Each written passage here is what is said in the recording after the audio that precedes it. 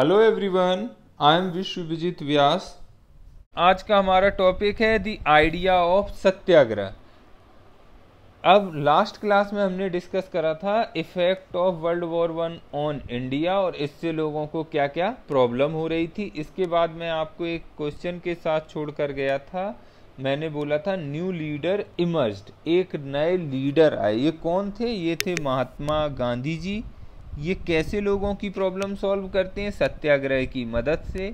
अब हम सत्याग्रह का मतलब समझेंगे। सत्याग्रह दो वर्ड से मिलकर बना हुआ है, सत्य प्लस आग्रह। सत्य मीन्स होता है ट्रुथ और आग्रह means to hold on firmly, मतलब सत्य को पकड़े रहो, सत्य पर डटे रहो। The idea of Satyagraha emphasized the power of truth and the need to search for truth. जो सत्याग्रह का आइडिया है ये सच के पावर पर एम्फेसाइज्ड करता है और सच की खोज पर। It suggested that if the cause was true and the struggle was against injustice then physical force was not necessary to fight the oppressor. इसमें बोला जाता है अगर आपका उद्देश्य सच्चा है और आपका जो संघर्ष है, जो स्ट्रगल है, वो इनजस्टिस के अगेंस्ट है, अन्याय के खिलाफ है, तो आपको फिजिकल फोर्स की ज़रूरत नहीं है अगेंस्ट दी अप्रेसर। जो आपका शत्रु है, जो आपका दुश्मन है, आप नॉन वायलेंस से भी जीत सकते हैं जो शत्रु है उससे। कैसे फिर? This could be done by appealing to the concerns of the oppressor. जो अप्रेसर है, जो अत्याचारी है, आपको उसकी अंतरात्मा को जगाना है, ठीक है, उसके जमीर को जगाना है और आपका काम हो जाएगा।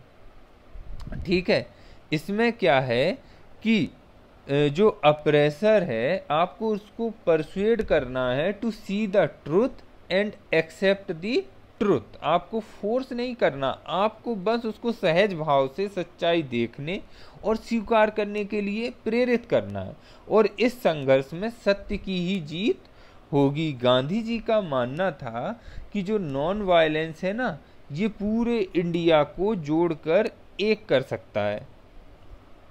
आइए अब देखते हैं 1915 में महात्मा गांधी रिटर्न्ड इंडिया। कहाँ से? साउथ अफ्रीका से। साउथ अफ्रीका से 1915 में गांधी जी इंडिया आए। अब जो साउथ अफ्रीका में रेसिस्ट रिजीम था, रेसिस्ट रिजीम में क्या होता है, यहाँ पर डिस्क्रिमिनेशन हो रहा था on the basis of colour. जो वाइट पीपल थे ये ब्लैक के साथ डिस्क्रिमिनेशन कर रहे थे, इनके लिए रूल्स अलग थे, वाइट के लिए अलग थे। अब यहाँ पर गांधी जी क्या करते हैं, इस डिस्क्रिमिनेशन के लिए सत्याग्रह करते हैं और सक्सेस भी हो जाते हैं। इसके बाद सत्याग्रह का यूज ये इंडिया में भी करेंगे। 1917 में चंपारण बिहार में जाते हैं, यहाँ पीजेंट्स को इंस्पायर करते हैं against the oppressive plantation system. Oppressive plantation system, इसमें क्या होता था, जो किसान थे चंपारण के, इनसे इंडिगो का कल्टीवेशन कराया जा रहा था और यहाँ 3 कठिया सिस्टम चलता था। इसमें क्या होता था कि 3/20 पार्ट पर जो भी आपकी जगह है, इतने हिस्से पर आपको इंडिगो का कल्टीवेशन करना होगा। और इंडिगो के कल्टीवेशन से एक प्रॉब्लम और हो रही थी कि जहाँ पर इंडिगो का कल्टीवेशन किया जाता है ना, वहाँ की लैंड की जो फर्टिलिटी है वो कम हो जाती है, मतलब बाकी फसल करने में फिर दिक्कत होती है। तो लोग क्या करते थे, लोग इंडिगो का कल्टीवेशन नहीं करना चाह रहे थे। तो गांधी जी ने यहाँ पर इस सिस्टम के खिलाफ सत्याग्रह किया।